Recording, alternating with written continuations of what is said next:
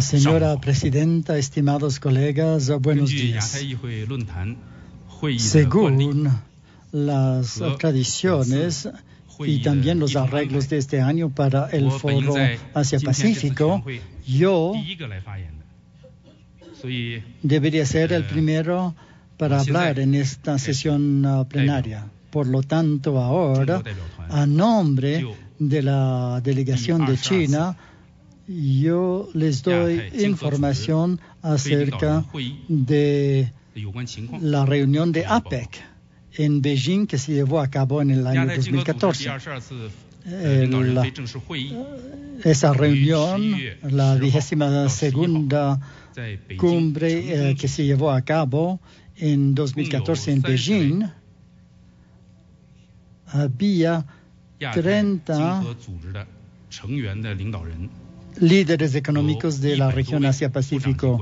Había más de 100 ministros, 6.000 delegados y 1.500 empresarios estuvieron presentes en la reunión y otros eventos paralelos. Con los esfuerzos concertados de todas las partes, la reunión llevó a cabo más de 100 iniciativas. Presentó un nuevo capítulo en el mundo y dejó unos resultados muy importantes para el proceso de cooperación en la región Asia-Pacífica. Durante esta reunión de APEC,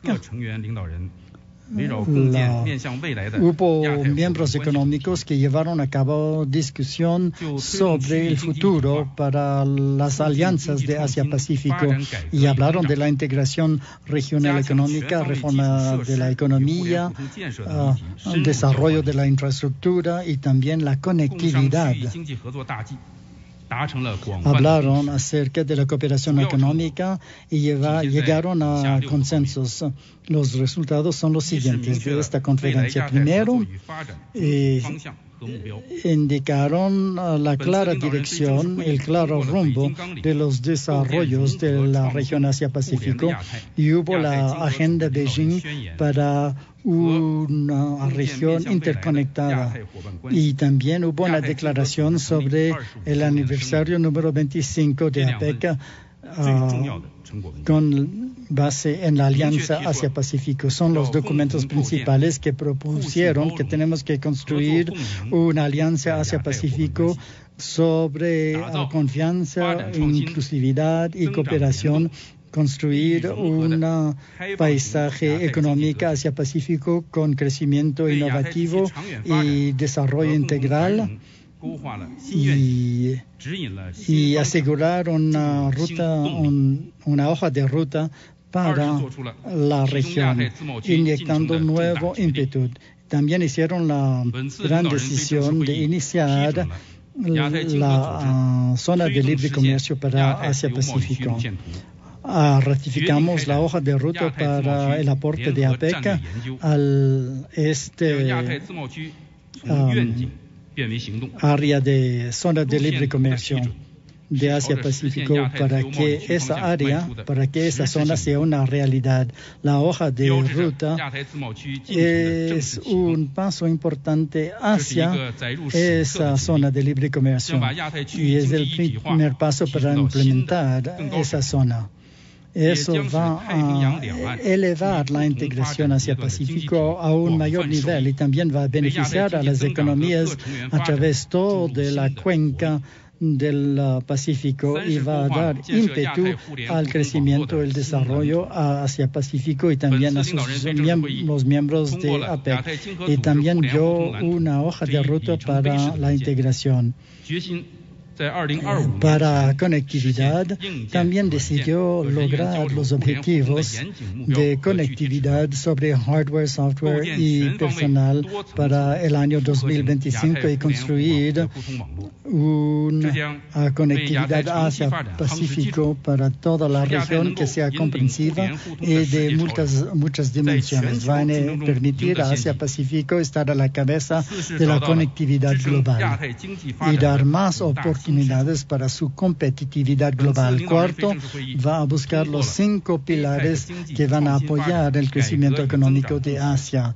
También tiene el acuerdo sobre desarrollo innovativo y crecimiento, y decidió utilizar la reforma economía, nueva economía, crecimiento innovativo, apoyo inclusivo y urbanización para fortalecer la coordinación macroeconómica y asegurar un ciclo firme de crecimiento para consolidar el papel de Asia-Pacífico como un motor de crecimiento económico.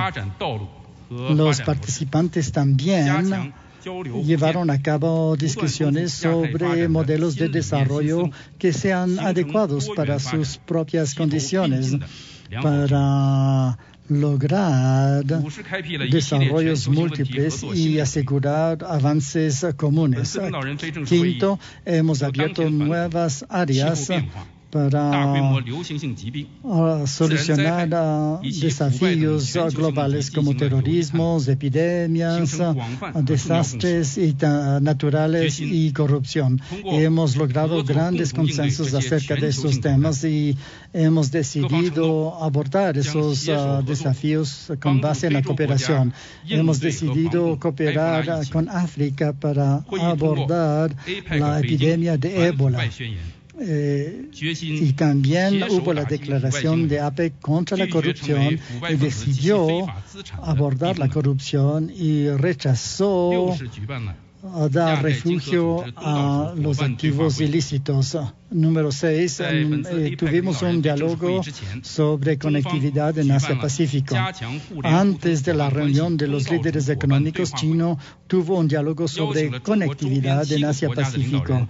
Invitó igualmente a vecinos del sur de China y también dos organismos regionales. Todas las partes felicitaron las iniciativas de parte de China, incluyendo la denominada la Franja Económica, y con el Código Marítimo AIDDB y su papel para quitar los embotellamientos sobre cooperación.